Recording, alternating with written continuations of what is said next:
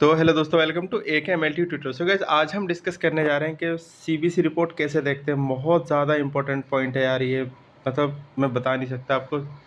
एक कोई भी मेडिकल स्टूडेंट हो, नर्सिंग हो, कोई भी पैरामेडिकल का हो या डॉक्टर हो, कोई भी हो, उसको ये ज़रूर आना चाहिए कि CBC रिपोर्ट कैसे देखते हैं, CBC रिपोर्ट देखकर बीमारी का किस तरह से हम पता लगाते हैं। ये सब चीज़ें हम एक एक करके डिस्कस करते हैं। तो यार अभी हम देखते हैं CBC जो होती है, कंप्लीट ब्लड काउंट टेस्ट कब और क्यों कराना चाहिए, कब कराना चाहिए और क्यों कराना चाहिए। तो ये देखिए, जैसे लंबे समय से आपको थकान महसूस हो रही है या वीकनेस है, फीवर आ रहा है या वेट लॉस हो रहा है, तो तब आपको CBC टेस्ट कराना चाहिए डायग्नोसिस ऑफ एनीमिया को पता करने के लिए। मतलब एनीमिया होता है खून की कमी हो जाना, कि हमारी बॉडी में खून की कमी तो नहीं है, उसको पता करने के लिए। एस्टिमेशन ऑफ ब्लड लॉस कि कितना हमारी बॉडी में ब्लड लॉस हुआ है। जैसे फॉर एग्जांपल कभी एक्सीडेंट केस में भी CBC कराते हैं, ये देखने के लिए कि हीमोग्लोबिन कितना आ रहा है, कितना RBC आ रही है और कितना ब्लड लॉस हुआ है हमारी बॉडी से, टू फाइंड एन इन्फेक्शन का पता करने के लिए। ओके गाइज, इसके बाद हम देखते हैं तो diagnosis of blood disease such as leukaemia का पता लगाने के लिए। ब्लड डिजीज होती है ल्यूकेमिया, जिसको हम ब्लड कैंसर भी बोलते हैं, इसका पता लगाने के लिए भी CBC कराता है। डायग्नोसिस ऑफ पॉलीसाइथीमिया होता है जब हीमोग्लोबिन और RBCs और PCV होती है ना, पैक्ड सेल वॉल्यूम, वो बढ़ जाते हैं, तो उस कंडीशन को बोलते हैं पॉलीसाइथीमिया वेरा। तो उसका पता लगाने के लिए स्क्रीनिंग बिफोर सर्जरी से पहले, अगर सर्जरी होने जा रही है तो उससे पहले हम ये CBC टेस्ट कराते हैं।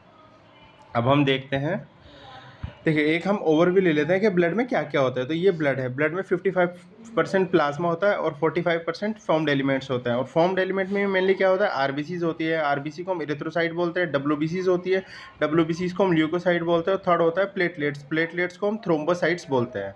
ओके गाइस, इसके बाद हम देखने वाले हैं कौन कौन से टेस्ट हम CBC में करते हैं, कौन कौन से पैरामीटर होते हैं CBC के कंप्लीट ब्लड काउंट के। तो यहाँ पे आप देख सकते हैं, सबसे पहले देखते हैं हीमोग्लोबिन। सबसे पहले हीमोग्लोबिन चेक करते हैं, उसके बाद हम देखते हैं TLC, टोटल ल्यूकोसाइट काउंट, जो हमारी बॉडी में इन्फेक्शन से लड़ती है। इसमें भी डिफरेंट टाइप्स होते हैं, DLC भी होते हैं। एक एक करके हम सब चीज़ें डिस्कस करेंगे, आप पूरा देखेंगे तो वीडियो को एंड तक देखना। अब इसके बाद हम देखते हैं हीमेटोक्रिट होता है PCV। अभी हम नेक्स्ट चलते हैं, और कौन कौन से पैरामीटर्स होता है। तो और होता है रेड ब्लड सेल्स, इसका RBC बोलते हैं।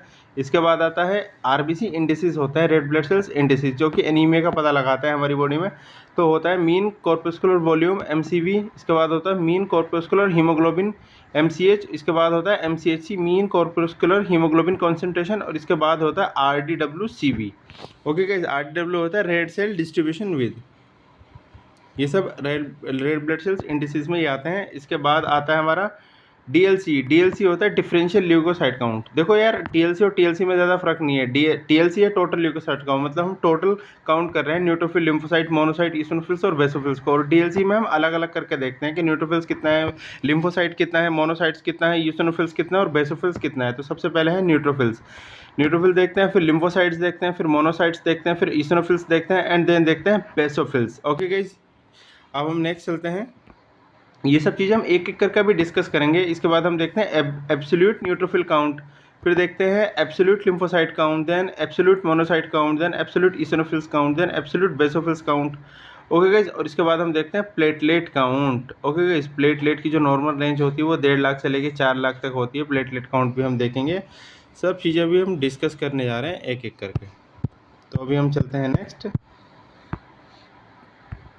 अभी हम देखते हैं सबसे पहले रेड ब्लड सेल्स। तो यार रेड ब्लड सेल्स को जो हम बोलते हैं ना, वो इरेथ्रोसाइट भी बोलते हैं। Red blood cells is also known as erythrocyte. Red blood cells का क्या काम होता है, मेनली रेड ब्लड सेल्स का काम होता है ट्रांसपोर्टेशन में, ऑक्सीजन का ट्रांसपोर्टेशन में थ्रू आउट द बॉडी, कि बॉडी के सभी ऑर्गन में, सभी टिश्यू तक RBC का काम होता है रेड ब्लड ऑक्सीजन को ट्रांसपोर्ट करना। सभी ऑर्गन में के एक जगह से दूसरी जगह ऑक्सीजन को लेके जाती है, कि जो सभी ऑर्गन है, सभी टिश्यूज है, सबके पास ब्लड ऑक्सीजन की एडुकेट सप्लाई है नहीं। RBC के अंदर एक हीमोग्लोबिन होता है जो आयरन कंटेनिंग पिगमेंट होता है, उसके बारे में हम डिस्कस करेंगे। तो अभी देखते हैं RBC की नॉर्मल रेंज कितनी होती है। तो एडल्ट मैन में जो RBC की नॉर्मल रेंज होती है ना, वो 4.5 से लेकर 5.5 मिलियन तक होती है पर मिलीमीटर क्यूब ऑफ ब्लड, बता रहा हूँ मैं आपको।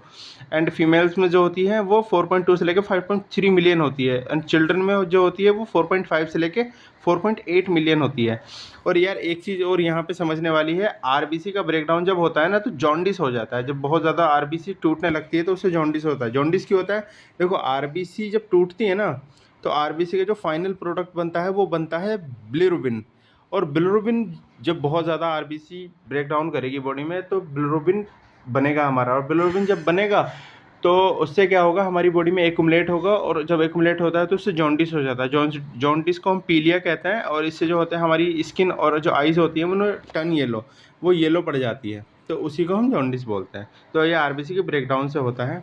इसके बाद हम देखते हैं पॉलीसाइथीमिया। अब देखते हैं घट जाने से आरबीसी क्या होगा और बढ़ जाने से क्या होगा। तो पॉलीसाइथीमिया क्या होता है, पॉलीसाइथीमिया में आरबीसी जो होती है ना, red blood cells, PCB, packed cell volume और हीमोग्लोबिन, ये इंक्रीज हो जाता है। तो इस कंडीशन को हम पॉलीसाइथीमिया कहते हैं। ये कब होता है, हाई एल्टीट्यूड पे जाने पे ये हो सकता है, मतलब पहाड़ों में ऑक्सीजन की कमी रहती है, जब हम ऊपर जाते हैं, हाई एल्टीट्यूड पे जाते हैं, इससे क्या होगा, हमारी बॉडी में ऑक्सीजन की कमी हो जाती है। तो हमारी बॉडी क्या करती है, हमारी बॉडी का ये मैकेनिज्म होता है कि आरबीसीज को प्रोड्यूस करने लगती है, इससे आरबीसी का काउंट हाई हो जाता है, तो इससे पॉलीसाइथीमिया हो जाता है। फिजिकल ट्रेनिंग करने से, बहुत हार्ड और बहुत ज़्यादा फिजिकल ट्रेनिंग करें तो उससे हो जाता है, और स्मोकर्स में भी ये पॉलीसाइथीमिया देखने को मिलता है।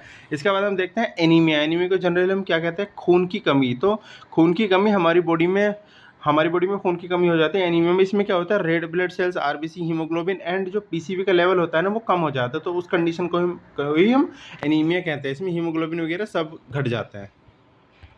और एनीमिया का जो डायग्नोसिस होता है ना, वो देखो, एनीमिया का पता लगाने के लिए हम क्या करते हैं, हमारे पास होता है रेड ब्लड सेल्स इंडिसेस होते हैं, जैसे एमसीवी, एमसीएच, पीसीवी, आरडीडब्ल्यू, एमसीएससी होते हैं।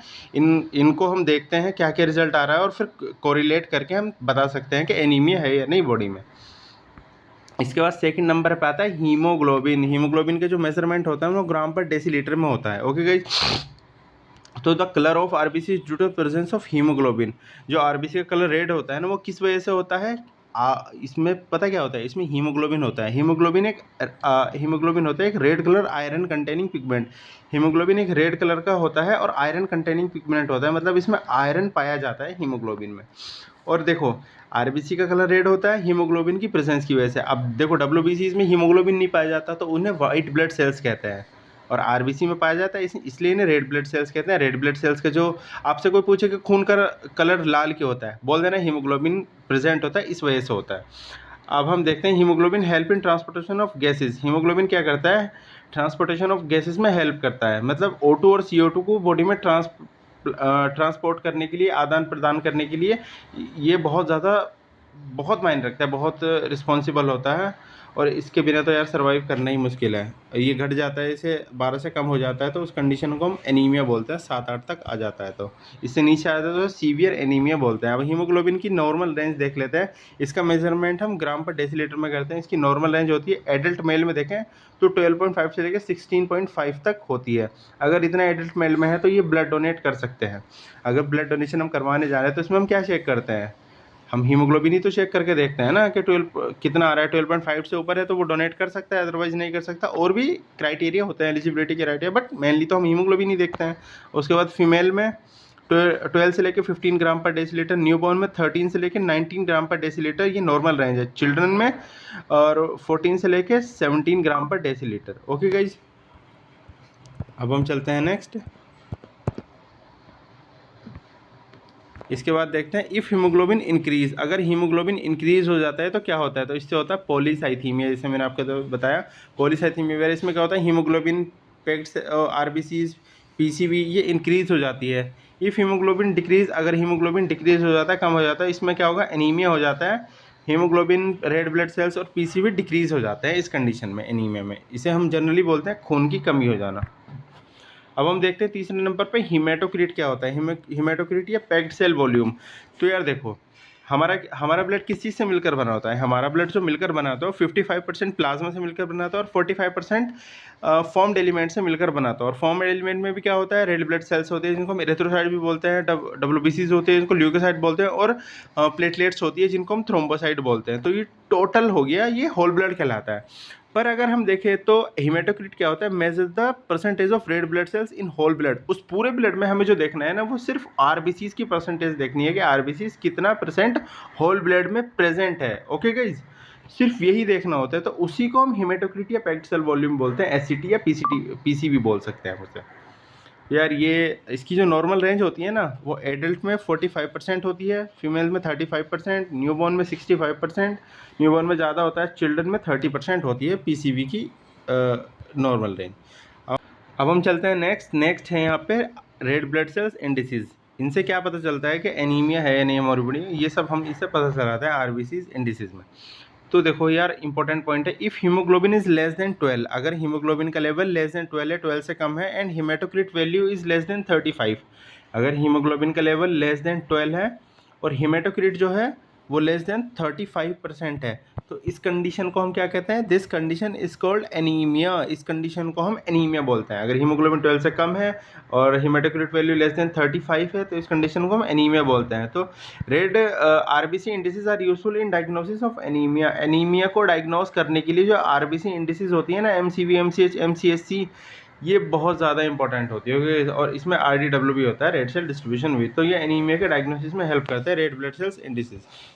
अब हम एक एक करके देखते हैं कौन कौन से होते हैं। तो सबसे पहले आता है एमसीवी, एमसीवी होता है mean corpuscular volume, mean corpuscular volume. तो MCV is the measurement of the average size of RBC. MCV क्या बताता है, मैं क्या बताता है एमसीवी, तो एमसीवी बताता है कि जो एवरेज साइज है आरबीसी का वो कितना है, क्या है वो, ठीक है। तो ये जो बताता है ना वो फेम्टोलीटर में बताता है हमें। एमसीवी बताता है कि आरबीसी का जो एवरेज साइज है ना वो कितना है ब्लड में।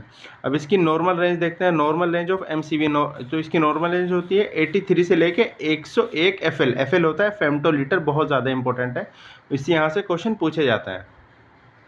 तो यार अगर देखो 83 से कम होता है, 83 से कम होता है या 101 से ज़्यादा होता है, तो उसके क्लिनिकली कोरिलेट करके आरबीसी वो सीबीसी के और रिजल्ट से इसका हम पता लगा सकते हैं कि बॉडी में एनीमिया है या नहीं। इसके बाद हम देखते हैं इफ़ एमसीवी वैल्यू इंक्रीज, अगर एमसीवी की वैल्यू इंक्रीज हो जाती है then patient have microcytic anaemia, अगर एमसी की वैल्यू इंक्रीज हुई तो पेशेंट को क्या है, माइक्रोसाइटिक एनीमिया है। और ये माइक्रोसाइटिक एनीमिया क्यों होता है, विटामिन B12 और फोलेट डेफिशिएंसी की वजह से ये होता है।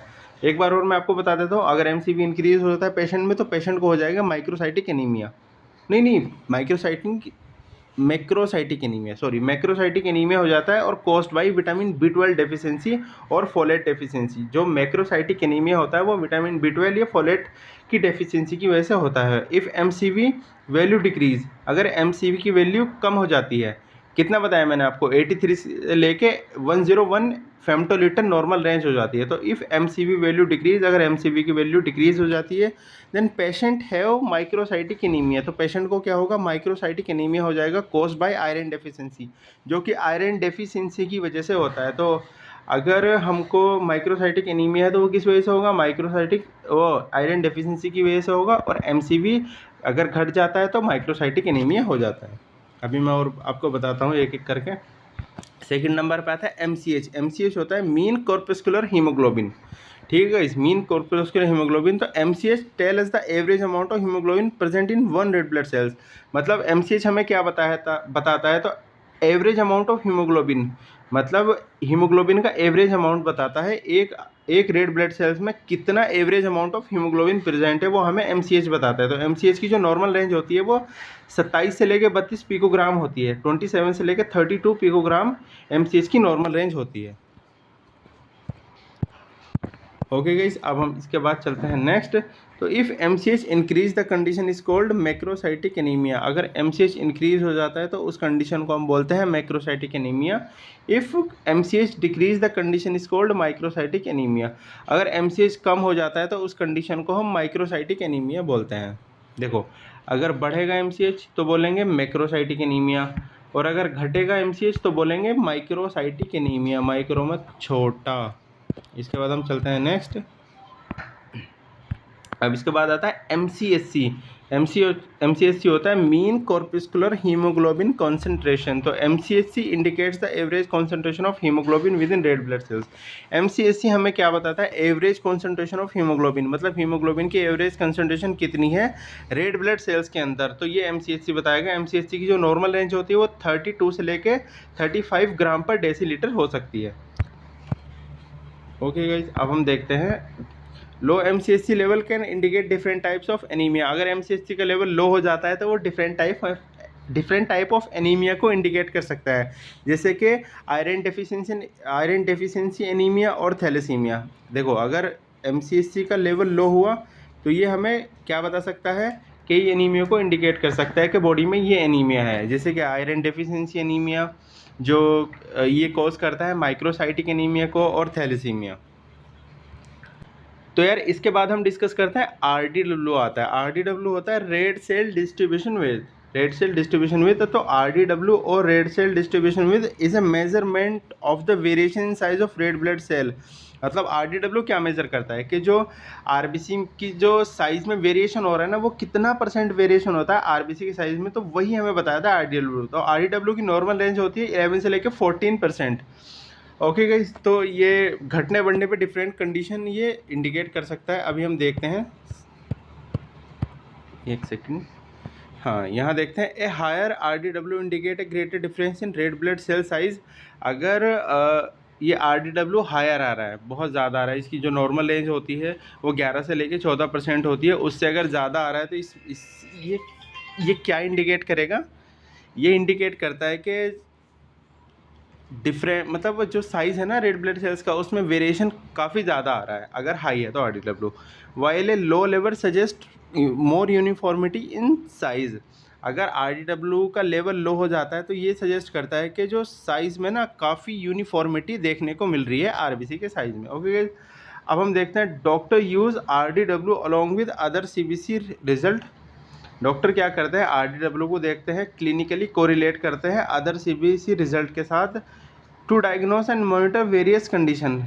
कुछ जो कंडीशंस होती है जैसे एनीमिया और न्यूट्रिशनल डेफिशिएंसी होती है, उनको डायग्नोज और मॉनिटर करने के लिए RDW को हम क्लिनिकली कोरिलेट करते हैं CBC रिजल्ट के साथ, और उसके साथ हम पता लगा लेते हैं। ओके गाइज, इसके बाद हम देखते हैं WBC। WBC होती है वाइट ब्लड सेल्स। तो WBC white blood cells is also known as leukocyte. जो वाइट ब्लड सेल्स होती है उसको हम ल्यूकोसाइट भी बोलते हैं। देखो मैं WBC का मेन काम बता देता हूँ आपको। WBC का जो मेन काम होता है ना, वो कोई भी अगर फॉरेन ऑर्गेनिज्म आ रहा है बॉडी में, उससे फाइट करना होता है। जैसे न्यूट्रोफिल्स होती है, मोनोसाइट, लिम्फोसाइट, यूसिनोफिल्स, बेसोफिल्स होती है, इन सब का यही काम होता है कि हमारी बॉडी में इम्यून सिस्टम को एक्टिवेट करने से।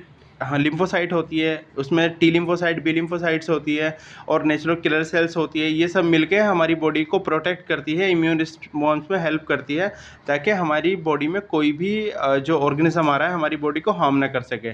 कुछ सेल्स जैसे कि न्यूट्रोफिल्स होती है, मोनोसाइट्स होती है, फेगोसाइट भी करती है उन सेल्स को जो बाहर से आ रही है। तो जो वाइट ब्लड सेल्स होती है is also known as leukocyte. White blood cells को ल्यूकोसाइट भी बोलते हैं। अब हम देखते हैं TLC। TLC होता है टोटल ल्यूकोसाइट काउंट। तो total leucocyte count refers to the total number of white blood cells present in a specific volume of blood.